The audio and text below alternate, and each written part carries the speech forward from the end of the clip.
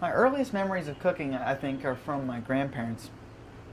Whenever my grandmother would come down and we would go visit her, she would always make chocolate chip cookies, and she was always good at involving us in the recipe. And then also my grandfather, I think when I first realized that cooking was I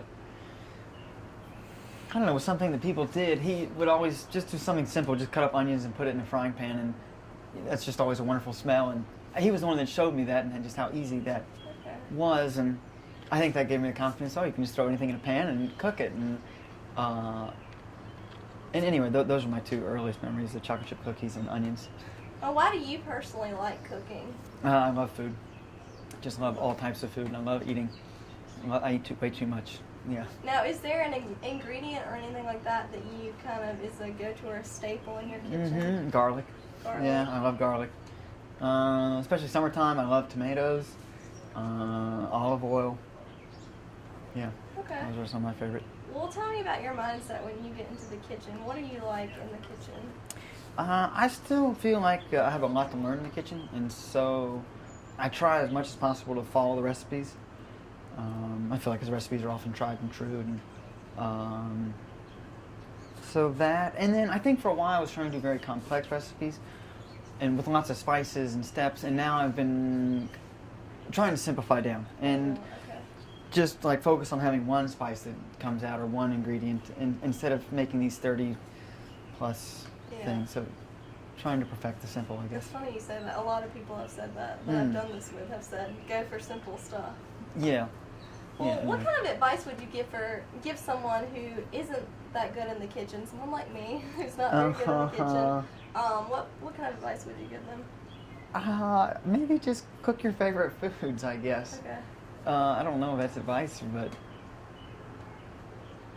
yeah, I just like I go to a restaurant, I find something that I like, and I'm like, oh yeah, I should just try this at home. I like cooking because it's cheaper, it's healthier. Plus, it's like an activity that you're doing that's not sitting in front of the computer or iPod or whatever. Yeah, so. Well, how often do you get to cook since you're with the band? Less and less. We're often on the road, so usually we're eating food from whatever venue we're playing at. But I still try to as much as possible, yeah. Okay. Do you ever actually cook for the band? A couple times. Actually, this recipe we're doing today, the crepes, I have made one time for the band. One morning we had, I guess, a morning practice, so I made crepes before we practiced. What did they think about them? Oh, they like them. They like them. Yeah.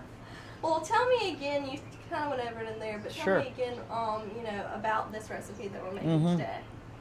This recipe is a French recipe, the crepes. Comes from my fiancée, who is French. She would make them with her mother, I guess, every weekend, and so she showed me the recipe. Usually, when we're together, she makes them. I don't make them. But the recipe is pretty simple. It's 1-to-1 ratio of flour and milk, a half liter, which I'm not sure how much that is in converting to American standard, and then 2 eggs, a little bit of sugar, and then you check the consistency after you've mixed it all together. It needs to be pretty thin, so much more closer to a water consistency more than like a chunky consistency. And then you cook it on high and make sure you don't burn it.